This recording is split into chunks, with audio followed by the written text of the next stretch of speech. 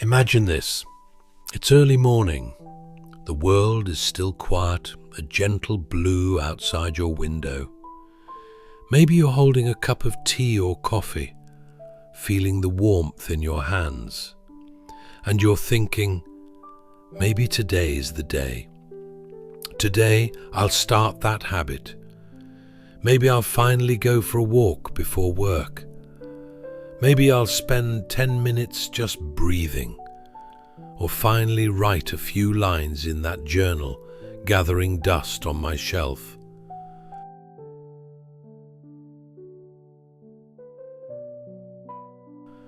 You feel a spark. It's hope and energy combined, the kind that arrives almost out of nowhere. Everything feels possible. You see a better version of yourself, a little more present, a little healthier, a little more at peace.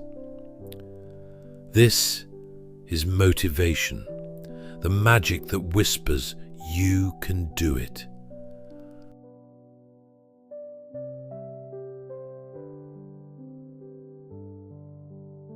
But if you're like me, and almost everyone else, by the time the day has really begun, that feeling starts to fade. Maybe you check your phone, get pulled into the news, or your mind starts racing through your to-do list. By the afternoon, the spark that felt so bright just hours before is dimmed, or even gone entirely. You might think, maybe tomorrow. You might even feel a little disappointed, wondering why motivation doesn't last and why change always seems so slippery. The truth is, there's nothing wrong with you. There's nothing broken or lazy or hopeless about the way your motivation comes and goes. In fact, that's exactly how it works for everyone, including the most successful, disciplined people you admire from afar.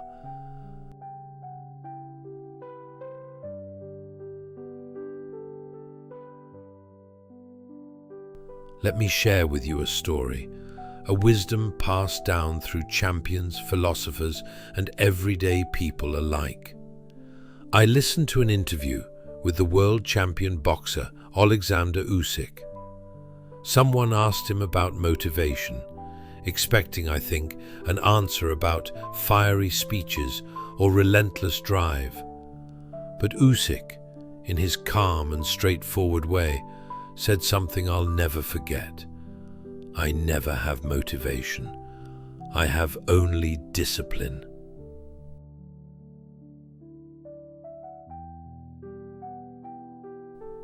Let those words sink in. I never have motivation. I have only discipline. Coming from someone at the very top of his field, who trains relentlessly, faces fear, fatigue, and pressure. This is wisdom hard-won, not just theory. At first, it's almost surprising. We expect our heroes to be on fire all the time, running on adrenaline and passion. But Usyk's honesty pulls back the curtain. He doesn't rely on fleeting sparks. He's learned to trust in something steadier, discipline. He shows up day after day, no matter how he feels, not for a trophy or applause, but because he made a promise to himself to walk the path.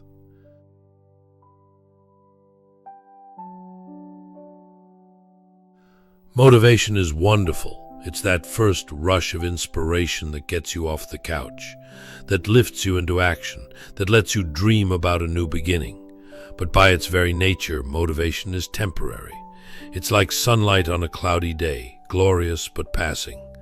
Motivation often arrives unexpectedly, a good night's sleep, a talk with a friend, an inspiring video, a taste of success. You feel energized, almost lighter. You believe you can change. But just as quickly as it comes, motivation can fade. Bad weather, a hard day at work, an argument, or simply waking up on the wrong side of the bed can make that sense of possibility disappear. You might even start to believe, wrongly, that you can only make changes when motivation is present.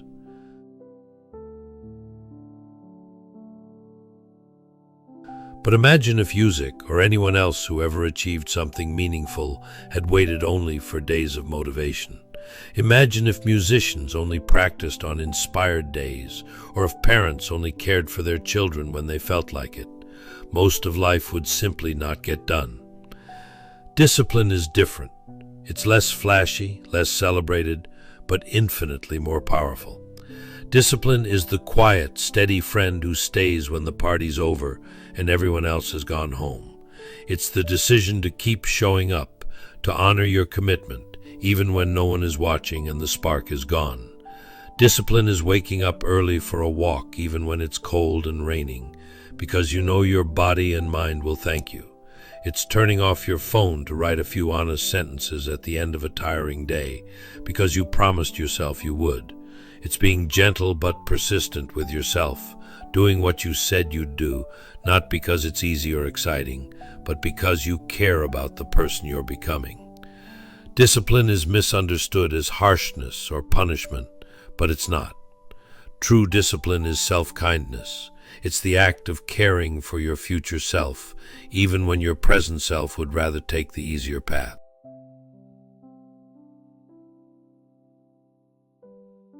These aren't just modern ideas. If you look back to the wisdom of ancient philosophers, you'll find the same message again and again. Aristotle, the great Greek philosopher, said, "We are what we repeatedly do." Excellence, then, is not an act, but a habit. For Aristotle, the good life wasn't built on bursts of brilliance or rare moments of motivation. It was shaped, slowly and patiently, by the daily choices we make, especially when we don't feel like it. You don't become courageous, wise, or kind in a single act, but in the hundreds of small acts you repeat over a lifetime.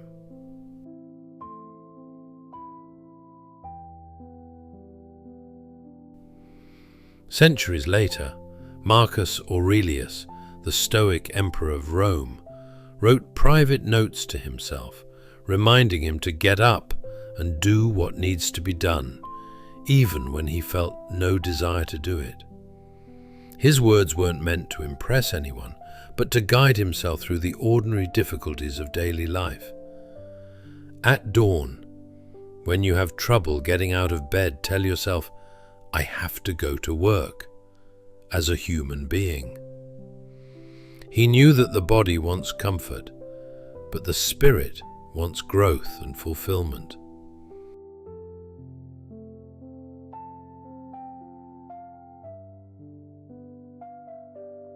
Let's look for a moment at ordinary life, your life and mine. Think about the parent who wakes up for their child no matter how tired they are, or the nurse who puts on their uniform and heads into the hospital day after day because people are counting on them. Think of the friend who checks in on you, not because it's exciting or glamorous, but because that's the kind of friend they promise to be. None of these people act only when they're motivated. They act from discipline, from love, from a quiet promise made to themselves and others. And over time, those actions become habits, and those habits become character. Maybe in your own life, there's a change you want to make, a healthier routine, a new skill, a softer way of speaking to yourself or others. Maybe you've tried and failed before and wondered if you just lack the right motivation. But what if you didn't need more motivation? What if instead you needed just a little more gentle discipline, a willingness to keep trying, to come back, to forgive yourself when you stumble, and to begin again?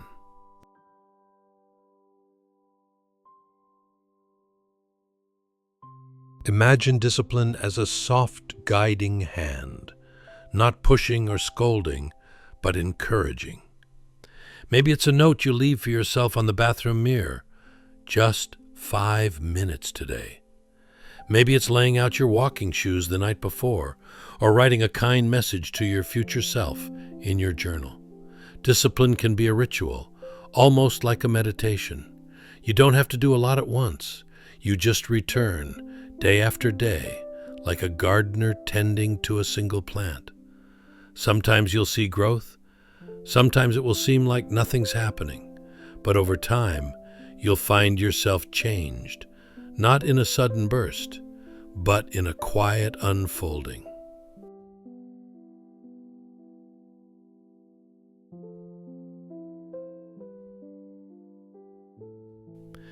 There's a place for both motivation and discipline in life.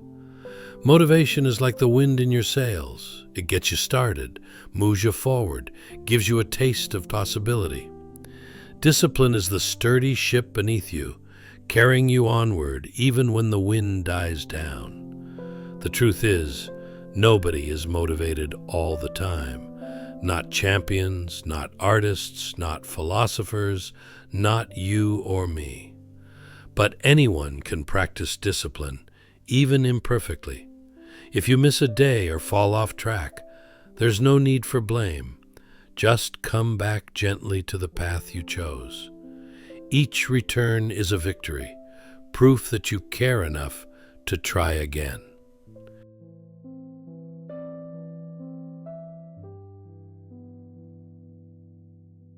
In my own life, and in the lives of people I admire, discipline almost always looks like something small and simple.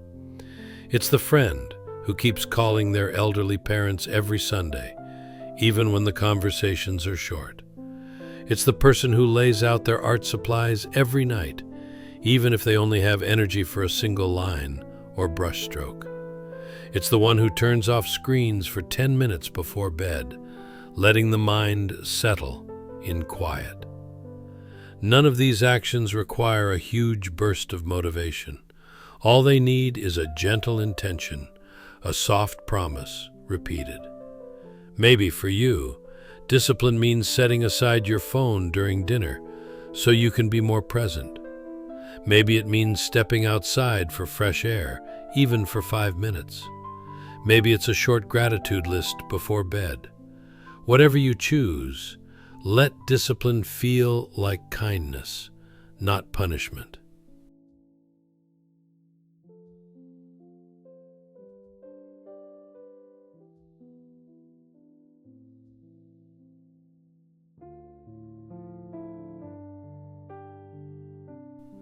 One thing I've learned from all this wisdom is that discipline is not about perfection. You don't have to stick to your routine every day without fail. You don't have to run marathons or meditate for hours. You only need to keep coming back, gently, with curiosity and forgiveness. If you miss a day, start again tomorrow. If you fall out of your routine for a week or a month, simply notice it without judgment and take the next step. Each time you return, you're building trust with yourself. Each time you show up, you're making your life a little softer, a little steadier.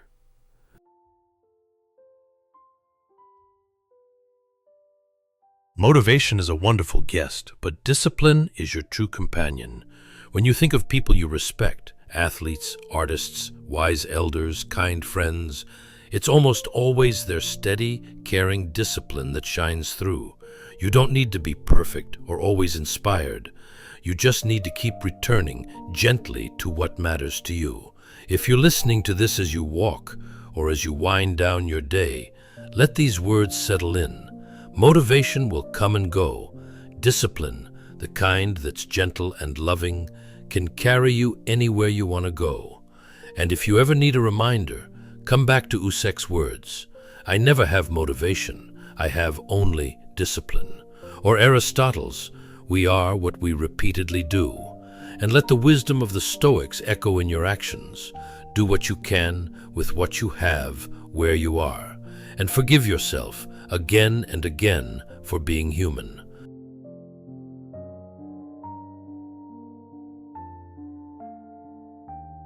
So tonight, as you prepare for bed, Ask yourself, what's one small, kind thing I could do tomorrow, no matter how I feel? What's a promise I can make to myself, not for perfection, not for applause, but for the gentle joy of returning to what matters? Maybe it's 5 minutes of movement, or 1 page of writing, or a single act of care for someone you love. Maybe it's simply pausing, breathing, and saying, "I'm here." You don't need motivation to begin. You just need a soft discipline and the willingness to come back as many times as it takes. Thank you for sharing this calm, thoughtful moment. On your journey toward wisdom and relaxation, you're never alone. Whenever you need a steady hand or a gentle word, come back here. We'll walk this path together, one kind, disciplined step at a time.